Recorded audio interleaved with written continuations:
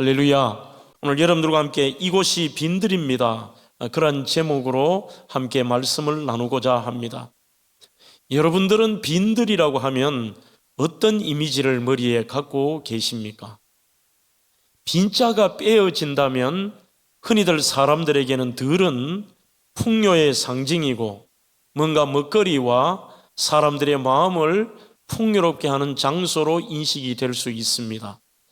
하지만 앞에 빈자라고 하는 말이 붙으면 누구에게나 쓸쓸하고 희망이 없고 내일이 없는 그러한 상징적인 장소가 바로 빈들이라고 말할 수가 있습니다.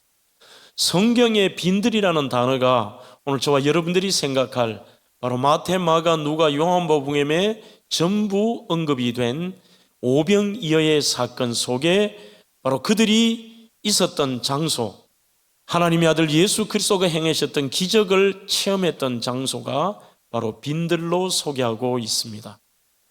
여러분들이 성지순례를 가시면 꼭 방문하는 장소가 바로 갈릴리 호수를 중심으로 해서 위에 가버나움과 내려오면서 이렇게 언덕 쪽에 올라가시면 예수님이 산상수훈을 행하셨던 곳에 있는 팔복교회, 그 아래쪽에 내려오시면 바로 오늘 설교의 배경이 되는 오병이어 교회가 있습니다. 이 교회는 지어진 지는 100수년밖에 되지 않았습니다만 이곳이 바로 예수님께서 보리떡 5개와 물고기 2마리로 5,000명을 먹이시고 12바구니를 남기셨던 바로 그 역사의 현장에 이 기념교회를 세웠다고 말하고 있습니다. 여러분들이 지금 사진에 보시는 왼쪽이 기념교회고, 저 기념교회 안에 들어가시면 바로 바닥에 교회 설립과 상관없는 무려 1700년 전에 바닥 모자이크화가 있습니다. 보리떡 5개와 물고기 2마리가 모자이크가 되어 있는 바닥 타일입니다. 그래서 후세의 사람들이, 기독교 학자들이 1700년 전 비잔틴 시대 때에 바로 이 모자이크를 보면서 여기가 지형적으로나 모든 지리적인 의미를 고민했을 때도 예수님이 오병이어의 기적을 행하셨던 장소가 여기일 것이라고 추정하며 거기에 교회를 세운 것이죠. 이곳은 바로 지금은 상당히 우리가 머릿속에 있는 이스라엘의 광야와는 조금 다른 분위기입니다. 물론 겨울과 여름의 차이가 있습니다만 한참 겨울에 오히려 우기가 되면 더 새파랗고 여름에는 조금의 작은 풀들이 있는 빈들로 보입니다. 사진을 잠깐 한번 볼까요? 우기 때는 저렇게 숲이 우거진 경우처럼 보이고 유채꽃도 있고 또 사람들에게 있어서는 굉장히 따뜻하고 좋아 보입니다만, 오늘 여기에서 이 빈들이라는 것은 고진아 시인의 빈들이라는 시를 제가 한 번씩 생각합니다. 늦가을 바람에 마룻수수 때만 서거기는 빈들입니다. 빈들은 희망이 없습니다. 내일이 없는 빈들입니다. 아니, 그런데 당신은 누구입니까? 아무도 들려 하지 않는 빈들을 가득 채우고 있는 당신. 지금 빈들과 같은 우리 인생을 가득 채우고 들어오시는 분을 그곳에서 만나고 있습니다. 외롭게 홀로 가는 것 같아도 그 빈들이라는 것은 어떤 의미에서 우리는 광야와 빈들은 완전히 다른 것처럼 보이지만 지금 현대인들에게는 광야라기보다는 저는 빈들이 오히려 더 맞는 단어인 것 같습니다. 주변의 환경을 보면 전부 화려해 보입니다. 먹을 것이 있는 것처럼 보입니다. 문제가 없는 것처럼 보입니다. 아름답게 보입니다. 지금 우리는 대한민국이 그렇습니다. 과거에 비해서 먹을거리와 삶의 여건들과 환경들이 참 좋아 보입니다. 하지만 그 속에서도 수많은 사람들이 빈들 속에 아무것도 없는, 희망 없는, 내일이 없는 삶을 살아가는 경우가 참 많고, 작은 문제 앞에서도 주변의 그 환경과 들판과 상관없이 어느 것도 할 수 없고 구할 수 없는 절망의 시간을 보내는 분들도 참 많습니다. 그런 의미에서 저는 빈들을 이렇게 정의해 봅니다. 수많은 군중 속에 있는 고독, 또 화려함 속에 다 갖춘 것처럼 보이는 장소에서 있는 아무것도 없는 절망의 자기 자신, 그것이 바로 빈들이 상징하는 내용이 아닐까라고 생각을 해보죠. 여러분, 이 오병이어의 이 기적의 사건은 정말 중요하기 때문에 마태, 마가, 누가, 요한복음, 사복음서에 전부 기록이 되어 있습니다. 내용이 동일합니다만 어떤 부분에 있어서의 없는 단어가 포함이 되어 있는 것도 있고, 여러분들이 집에 가셔서 마태, 마가, 누가, 요한복음에 있는 이 오병이어의 기적을 비교하시면서 읽어보셔도 재미가 있을 것입니다. 예수님이 이 땅에 하나님의 아들이심을 증거하기 위해 여러 가지 표적을 소개하고 계시는데, 바로 그 신약 성경 예수님의 표적 가운데서 오늘 이 오병이어의 기적은 네 번째 표적에 해당됩니다만, 5,000명을 먹이시고 12바구니를 남기신 이 표적은 얼마나 충격적이고 감동적인지요. 그러니 예외 없이 내 제자가 전부 기록을 하였고, 가장 예수님의 기적 중에 가장 많은 사람 앞에서 행하셨으며, 그 예수님의 기적을 가장 많은 사람이 체험한 기적이 바로 오늘의 사건입니다. 그 예수님의 사건을 경험했던 장소가 바로 빈들이었습니다. 자, 내용을 조금씩 생각해 보려고 합니다. 예수님에 대한 소문들이 앞에 세 가지 표적을 행하시면서 이미 그 당시에 갈릴리 주변을 뿐만 아니라 저 위에 두로와 시돈까지 예수님의 소문이 퍼져나갔습니다. 야, 나사렛에 있는 청년 예수가 이런 일을 행했단다. 그리고 그 예수는 죽은 자도 살리고 폭풍우를 잠잠케 하고 엄청난 능력이 있단다라고 하면서 예수님을 어떤 사람은 선지자로, 어떤 사람은 예수님을 엘리야와 같은 능력의 치유자나 또한 선지자로, 동일한 메시지를 증가한 부분이 계시니까 세례요한처럼 생각하며 구름대처럼 모였습니다. 그런 상황에서 예수님께서 33절에 보시면 도보로 먼저 도착 지변에 와 계시면서 사람들에게 인산인해를 이루며 몰려온 사람들이 구릉에 그 빈들에 전부 모여 앉아 있었습니다. 여기서 예수님께서 생명의 말씀을 증거하는데 어느덧 시간이 지나서 때가 저물었습니다. 요한복음 6장 35절에 이렇게 말씀합니다. 때가 저물어 가매 제자들이 예수께 나와 여짜오되 이곳은 빈들이요 날도 저물어 갑니다라고 얘기합니다. 제자들이 예수님이 몰랐겠습니까? 예수님에게 건의를 하는 것입니다. 이들은 여전히 가장 가까이에서 예수님이 행하신 일과 그분이 하나님이심을 표적을 보여주었으면도 그들은 예수님을 그들의 구원자나 만왕의 왕으로 하나님으로 믿지 않았습니다. 그러니 인간적인 생각으로, 인간의 지도자로 믿으면서 내가 저분을 쫓았을 때 뭔가 나에게 도움이 되고 한 자리를 얻을 것이라는 인간적인 욕심으로 예수님을 쫓았습니다.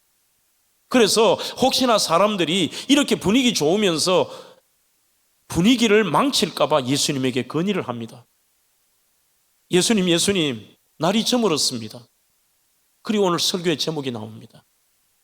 이곳이 빈들입니다. 오늘 제가 주보에 빈들이라고 써도 되지만 왜 뒤에 에레모스라고 하는 원문을 썼을까요? 결코 지식을 자랑하려는 의미가 아니라 그 의미가 우리가 아는 빈들과 좀 더 상징적인 의미가 있기 때문에 썼습니다. 헬라의 에레모스라는 말은 쓸쓸하고 문제 해결을 할 수 없는, 인간적인 어떤 것으로도 해결할 수 없는 절망의 장소를 나타낼 때 쓰는 표현도 단순한 빈들도 에레모스지만 그러한 상징적인 장소를 말할 때도 에레모스라는 단어를 씁니다. 제자들은 이렇게 얘기합니다. 예수님, 지금 시간은 어느덧 밤이 되어버렸습니다. 날이 저물었는데 이 장소에는 사람들을 만족시킬 만한 그 어떤 것도 없는 절망의 장소입니다. 이렇게 표현을 합니다. 인간적인 방법이 또 나옵니다. 그러니 예수님, 제자들을 두루 촌과 마을로 보내십시오. 빨리. 자, 너희들 빨리 가거라. 여기는 아무것도 없으니까 괜히 배고파서 짜증내지 말고 빨리 가서 이제 오늘 여기까지 하고 빨리 가서 저녁을 먹거라. 이렇게 얘기를 하십시오라고 건의를 합니다. 그러자 37절 38절에서는 누가복음에서도 그렇고 오늘 본문에서도 예수님께서 아시면서도 다른 주장을 하십니다. 너희가 먹을 것을 주어거라.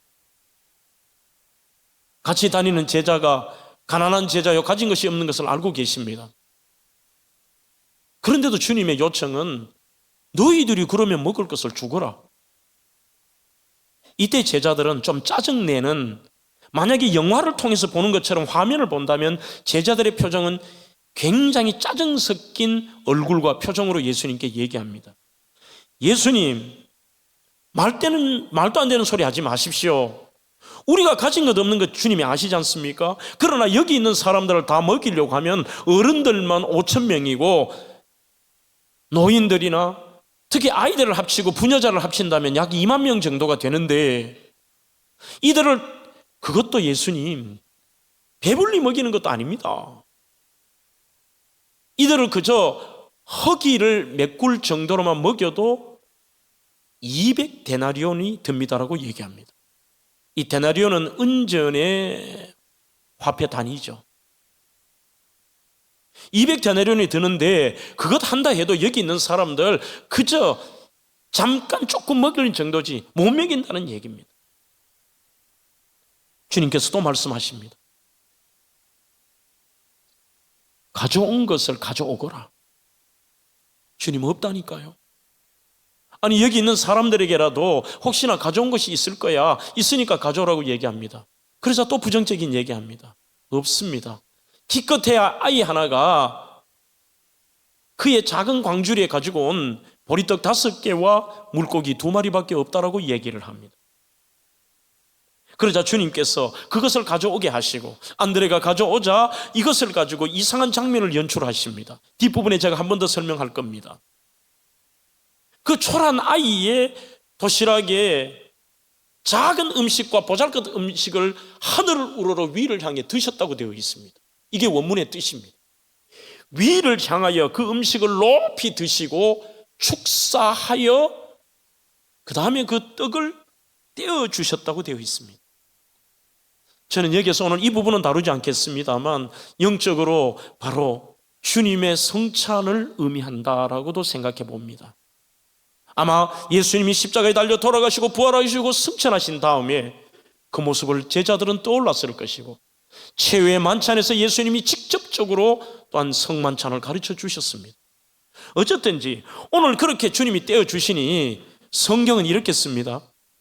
사람들의 인간적인 노력으로는 최선을 다해도 200데나리온이 있어도 기껏해야 흙이 면할 정도지만 배불리 먹고 12바구니가 남았더라.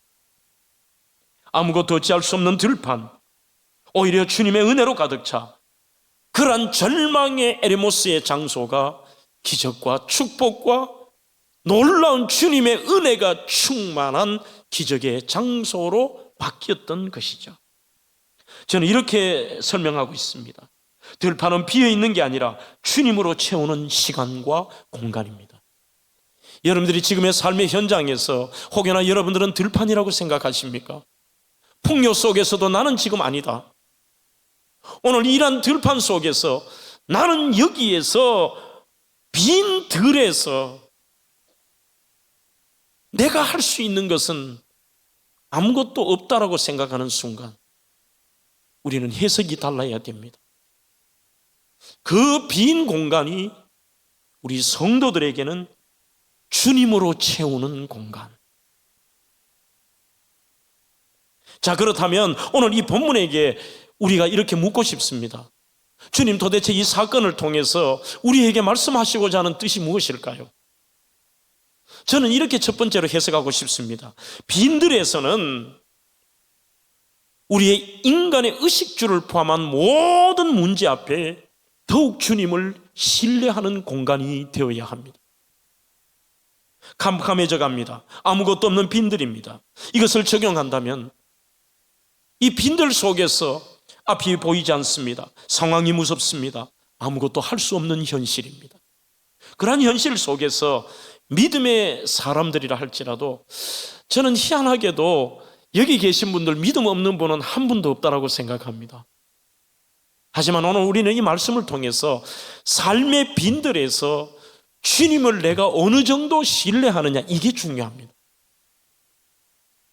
신약성경 예수님의 표적 사건 속에 옆에 있었던 제자들과 사람들에게 예수님이 가장 많이 말씀하셨던 것이 어떤 말씀이냐면 믿음이 적은 자들아, 이렇게 말씀하십니다. 믿음이 없다고 말씀 안 하십니다. 그래도 예수님 신뢰합니다. 예수님을 따릅니다. 때로는 기도도 해봅니다. 그러나 그 자체의 예수님을 신뢰하는 것이 적다라고 안타까워하고 있다는 사실이죠. 제자들의 모습을 볼까요? 그러니 주님이 이미 앞에서 세 가지의 표적을 행하셨고 그분이 어떤 분이신가를 봤으면서도 인간적인 생각입니다. 따라다니면서도 주님, 총과 마을에 가서 그들이 사 먹게 해달라고 얘기합니다. 주님께서 가져오라고 하니까 이렇게 얘기합니다. 아닙니다. 없습니다. 그러면 우리가 사서 먹인다 해도 200데나리온이 있는데 우리가 200데나리온은 없지 않습니까? 자, 설사 빌립이라는 사람이 구체적으로 얘기합니다. 오늘 성경을 제가 비교한다는 게 이런 것입니다. 요한복음 6장 7절에 보면 빌립이 가로되 각 사람이 조금씩 받게 할지라도 200데나리온 가지고는 떡이 부족합니다. 이렇게 이야기합니다. 그것이 우리의 적은 믿음의 특징입니다. 주님을 신뢰한다고 하면서도 자기가 머리로 경험과 자기가 생각하는 모든 이론들과 지금까지 행해왔던 것을 가지고서 이미 계산을 해버리며 주님에 대한 신뢰도 있지만 그 신뢰는 지극히 작다는 것이죠. 안 그래도 힘써 보지만 이내 낙심하고 포기합니다. 요한복음 6장 9절에서 음식을 구하러 주님이 지시를 하시니까 그래도 믿음이 있으니까 이리저리 다녀보고 뛰어다닙니다. 안드레가 말합니다. 여기 한 나이가 있어 보리떡 5개와 물고기 2마리를 가지고 있다고 하는데 그게 믿음의 행위로 보기는 조금 그런 것 같습니다. 그래도 남보다는 안드레가 조금 낫습니다. 쫓아다니며 진짜 예수님의 말씀대로 그래도 주님의 뜻이 있겠지 해서 순종하는 마음으로 구하는데 그 의미 속에는 깊은 마음에는 있기는 있지만 안 된다는 것입니다. 보잘것없다는 것입니다. 여기에 나오는 단어가 보리떡과 물고기라는 단어가 이크리스와 옵사리오라는 것인데 특히 그 옵사리오가 조금 전에 여러분들 그 타일에 보신 것과는 달라요.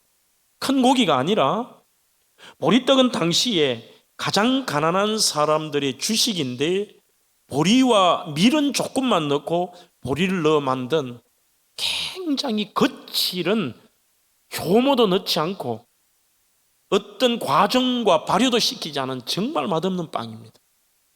먹기가 힘이 듭니다. 그게 바로 저기 보리떡이에요. 물고기라고는 옵세로리오라는 것은 우리가 흔히들 갈릴리 호수에서 잡히는 큰 베스와 같은 고기를 피러 피시라고 하죠. 베드로 고기를 말하는 게 아닙니다. 가난한 사람들이 저 보리빵이 참 목에 넘기기가 어렵고 맛이 없으니까 그때 소금에 절인 작은 우리의 그 멸치젓과 같은, 멸치보다는 조금 큽니다만 보리떡을 먹을 때 목에 걸리지 않게 먹는 보잘것없는 물고기입니다. 안드레가 이렇게 얘기합니다. 주님 말씀하시니까 가져오긴 가지고 왔습니다만 여기에 이것이 많은 사람에게 얼마 되겠습니까? 전부 자기의 머리죠. 궁극적으로는 나 조금 믿음이 있고 주님에 대한 믿음이 있기 때문에 순종을 합니다만 안 됩니다라는 뜻입니다. 어찌 보면 현대인들의 모습이 여기에 다 나와 있습니다. 나 주님 믿습니다. 주님을 신뢰하지만 이 정도의 문제와 이 정도의 나띵에서 아무것도 없는 데서는 안 됩니다. 내 생각과 내 힘 그리고 계산 여기저기 도움을 구하다가 좌절하고 실망합니다. 제일 중요한 것은 앞에 세 가지 표현에 그것이 자기들이 보았다면 내 눈앞에 있는 주님은 하나님이라는 고백이 나와야 되죠. 거기서 주님 주님은 하나님이십니다. 먹여주세요. 해결해 주세요. 사랑하는 성도 여러분, 희한하게도 마태복음 14장에도 보시면 이 오병이어의 기사 속에 그 빈들이라는 단어가 3번이나 나옵니다. 강조하는 거죠. 여기 에레모스입니다. 아무것도 안 됩니다. 불가능합니다. 없습니다. 우리가 신뢰해야 될 예수님. 그렇지만 여기에서 제가 더 은혜를 받는 부분은 주님은 영적인 부분뿐만이 아니라 모든 하나님의 자녀들의 의식주와 삶의 현장의 문제까지도 그 필요를 채워주시기를 원하시는 분이십니다. 만약 주님의 뜻이 아니었다면 그래 오늘 내가 날도 저물었고 사람들 돌아가라고 해라. 아니 지금 너희들이 말하는 대로 이런 상황에서 내가 굳이 그렇게 식사를 준비할 필요가 있느냐? 그래 빨리 돌아가서 자기들이 마을이나 온갖 곳에 가서 시골에 가서 음식을 구하라고 해라 할 수도 있지만 주님이 구체적으로 그들에게 대화를 나누시며 안타까워하십니다. 나는 너희들의 의식주에도 관심이 있다. 너희들의 이 땅의 삶에 살아가는 삶의 모든 환경의 문제 앞에서도 관심이 있으신 것입니다. 저는 솔직히 우리 첫 성령 체험을 하고 내가 목회자가 되었을 때는 반대로 생각했습니다. 그게 굉장한 줄 알았습니다. 뭔가 세상적인 것을 구하고 나의 것을 구하는 것은 수준이 낮은 것이고 그것은 문제가 있고 늘 주님 앞에 영적인 것을 구하고 비전을 구하고 그런 것이 멋있는 줄 알았습니다. 주님은 우리의 일상생활 속에서의 환경 속에 거하는 것들에 관심이 없는 것으로 생각했습니다. 하지만 바로 이 오병이어의 사건을 읽을 때마다 제자들은 주님께서는 먹는 것, 입는 것, 인생사에 관심이 없으시다라고 이들은 착각하고 계십니다. 그러면 주님께서 우리의 이 땅의 삶을 뭘로 만드셨습니까? 어떤 의미에서 우리의 배고픔도, 우리의 문제도, 우리의 삶의 크고 작은 문제 앞에서도 주님이 우리에게 관심을 갖고 계시며 우리의 필요를 채워주시는 분이시라는 그 신뢰. 오늘 이 설교를 들을 때마다 여러분들은 때로는 우리의 사고의 전환이 필요한 것입니다. 그분에 대한 전적인 신뢰. 내가 필요한 것들에 의해서도. 저는 제 친구 목사인 이균기 목사가 이 설교를 준비하면서 생각이 났습니다. 이 친구가 부교육자 생활을 하면서 나이가 들어서 울산의 변방에 개척을 했는데 참 힘들었습니다. 처음에는 부교육자로 섬겼던 교회가 후원도 하고 도와주었지만 1년이 지나고 2년이 지나자 건물은 얻어주었지만 방법이 없었습니다.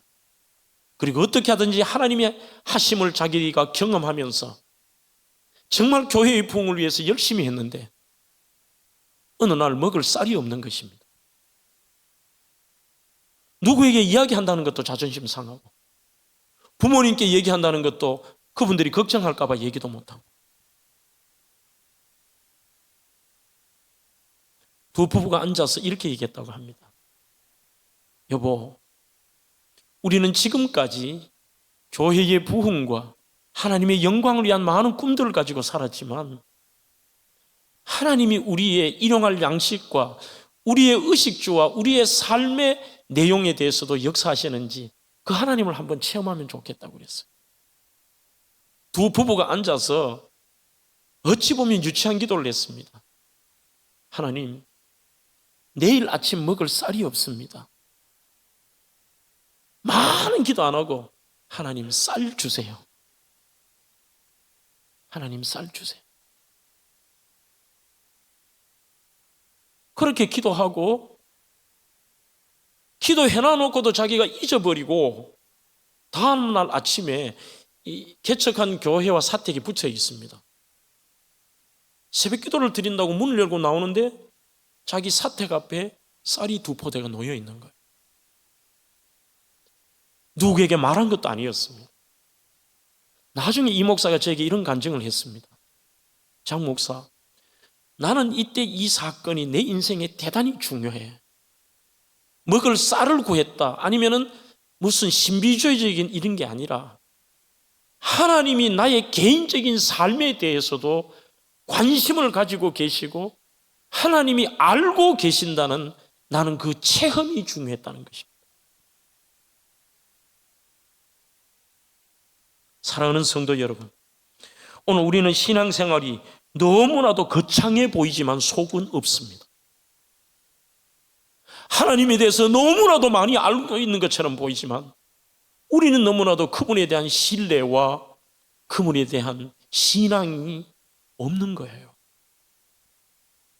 너무 추상적인 것이죠. 추상적. 사랑하는 성도 여러분, 여러분들의 삶 속에 여러분들은 약하다고 생각하십니까? 아닙니다. 우리는 주님 때문에 우리는 삶의 현장에도 강할 수가 있습니다. 존 디커슨의 I'm strong, 우리나라에도 나는 강하다라고 번역이 되어 있습니다. 이 책에는 보면 주님께서 우리에게 가르쳐 주신 그 주기도문에 대한 해석을 해놓았는데, 존 디커슨은 이렇게 얘기합니다. 당신이 배고플 때 하나님께서 귀를 기울이십니다. 당신이 아플 때에 하나님께서 귀를 기울이십니다. 당신이 유혹을 받을 때 하나님께서 귀를 기울이십니다. 당신이 공격을 당했을 때 하나님이 귀를 기울이십니다. 이것이 주기도문입니다. 맞습니다. 예수님이 우리에게 가르쳐 주신 가장 모범적인 기도인 주기도문에 보시면 절대로 추상적이고 자기도 모르는 그런 기도 아니었습니다. 하나님 아버지, 뜻이 하늘에서 이룬 것 같이 땅에서도 이루어지기를 원하는 이러한 놀라운 기도와 함께 구체적으로 삶에 대한 것들, 오늘 이 빈들에서 있었던 날이 저물 때에 먹을 것이 없었던 그 문제 앞에 주님이 개입하셨습니다. 우리에게 일용할 양식을 주옵시오. 우리가 아플 때라는 말은 죄입니다. 우리가 죄에 빠지지 않도록, 그리고 사탄의 유혹에 우리가 빠지지 않도록 그 기도를 하실 때 하나님이 귀를 기울이신다는 사실입니다. 요한복음 21장도 보십시오. 부활하신 예수님께서 실패하고 의심하고 부인하고 절망 속에 어깨가 쳐져 있던 제자에게 주님이 하셨던 메시지는 와서 아침을 먹으라는 메시지였습니다. 얘들아, 파이디야, 가장 따뜻한 소리로, 얘들아, 이곳에 와서 조반을 먹거라. 요점은 존 디커슨은 이렇게 설명합니다. 하나님께서 인생에서 당신을 꼼짝 못하게 붙잡고 계신다고 느껴질 때 그분이 당신을 돕기 원하신다는 사실을 알 수 있습니다. 그래서 당신은 어떤 순간에도 하나님을 초대하십시오. 조금 전에 제가 이 목사 얘기도 했습니다만, 어느 특정한 것이나 어떤 폼나는 것이나 그런 대단한 것 아닐지라도 삶의 크고 작은 현장에서 그분을 초대하라는 것입니다. 하나님, 먹을 게 없어요. 하나님, 여기가 아파요. 하나님, 우리 아이 얘가 이래요. 지금 하나님, 나는 이곳이 빈들이에요. 하나님, 도와주세요. 그러나 여기서 필요한 것은 무엇입니까? 그렇게 하면서도 사람들은 가장 문제가 오늘 이 제자들의 모습처럼 예수님에 대한 신뢰가 부족하다는 것입니다. 전적인 신뢰가 될 때에 그때 하나님의 역사가 나타납니다. 브레넌 매닝의 신뢰라는 책에 보면, 이 책은 조금 어렵습니다. 어렵긴 합니다만 이런 표현이 있습니다. 신뢰는 믿음과 소망의 멋진 결합이다. 예수님에 대한 100% 믿음이 있는데 그 믿음이 있고 그리고 포기하지 않고 삶의 현장에서 소망이 겹쳐질 때 이게 주님을 신뢰라는 것이죠. 하나님을 불신하는 것이 가장 심각한 등급의 사악함이라는 말을 합니다. 우리는 엄청난 사회법적인 죄를 지을 때 사악함이라고 하지만 하나님을 100% 신뢰하지 못한 그게 악하다는 것입니다. 네덜란드의 신학자 에드워드 샬레백스는 기독교는 믿어야 하는 메시지가 아니라 믿음의 체험이 메시지가 되는 거라고 말합니다. 여러분, 신뢰라는 책에서 조금 전에 제가 인용한 이 브레넌 매닝의 신뢰라는 책을 보면 조금 제가 처음 이 책을 읽었을 때 굉장히 충격을 받았습니다. 너무 강해요. 어떤 예화인가 하면은 자기가 뉴저지 주의 고속도로를 이렇게 달리는데 100m 앞에서 링컨 큰 좋은 차가 앞에 가면서 오른쪽으로 이쪽으로 들판이 있고 이렇게 도랑이 있는데 거기에 앞에 탔던 차의 사람이 뒷자리에 창문을 열고 같이 탔던 사람이 자기가 키우던 개를 밖에 집어 던져버렸어요. 콜리라고 하는 종의 개를 밖으로 집어 던져버리는데 이 개가 그 빠른 속력으로 달리면서 집어 던지니까 도랑에 여기 처박히고 완전히 이 개가 피를 철철 흘리면서 거기에서 이 개가 얼마나 불쌍한지. 그런 일을 당하면 개일지라도 충격 속에 이 주인의 배신을 느낄 거예요. 평생의 상처가 될 겁니다. 하지만 이때 이 콜리 개가 몸이 문제가 있고 피를 철철 흘리면서 이 버림받은 이 유기견이 개는 앞에 차가 그렇게 미친 듯이 가는데 미친 듯이 그 차를 쫓아가더래요. 여기서 브래넌 매닝이 정말 우리가 이 동물보다도 못하구나. 자기를 몇 년 기르고 자기를 버리는 저 주인에게서도 맹목적으로 신뢰하는데 우리를 만드시며 우리에게 좋은 것을 주시며 주인 되시는 그 하나님 앞에 나의 주인이며 나의 하나님이시라고 하고 지금까지 우리의 삶 속에 그분이 하시는 수많은 일들을 경험하면서도 오늘 그분에 대한 신뢰는 내 경험과 내 생각보다도 작다는 것이 우리의 삶에서 그분을 전적으로 신뢰한다는 것, 그것이 중요합니다. 잔 디커스는 나는 강하다는 책에서 그분은 우리에게 to give, 주시려고 오셨다는 것입니다. 예수님은 우리가 이 땅을 떠나고 난 뒤에 시작되는 영원한 그런 표현을 합니다. Eternal life인 영생에 대해서도 말씀하셨습니다만 이 땅에서 우리의 abundant life, 즉 우리가 이 땅에서의 그 풍성한 삶에 대해서도 주님은 말씀하셨습니다. 그러니 그 부분에 대해서도 우리는 주님에 대해서 신뢰해야 됩니다. 영적인 것이 최고로 중요합니다. 그게 우리가 먼저 그 나라와 그 의를 구해야 됩니다. 이 땅의 것에 대해서도 여러분들의 삶에 빈들일 때에 여러분들이 머리로 계산하지 마십시오. 여러분들 하나님에 대한 신뢰를 100% 가져보십시오.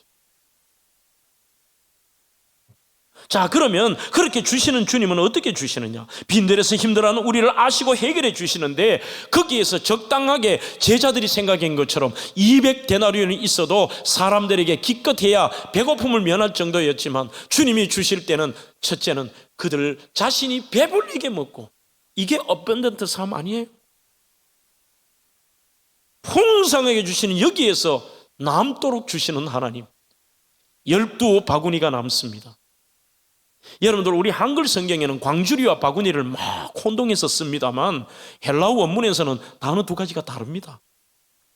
하나는 코피노스라는 바구니가 있습니다. 이 코피노스는 버들가지로 만든 폼에 안을 정도의, 아이가 보리떡 5개와 물고기 2마리를 넣을 정도의 도시락에 가까운 이것을 코피노스라고 하는데, 지금 12바구니가 남았다고 하는 오늘 본문의 이 바구니는 스프리스라는 단어를 쓰고 있습니다.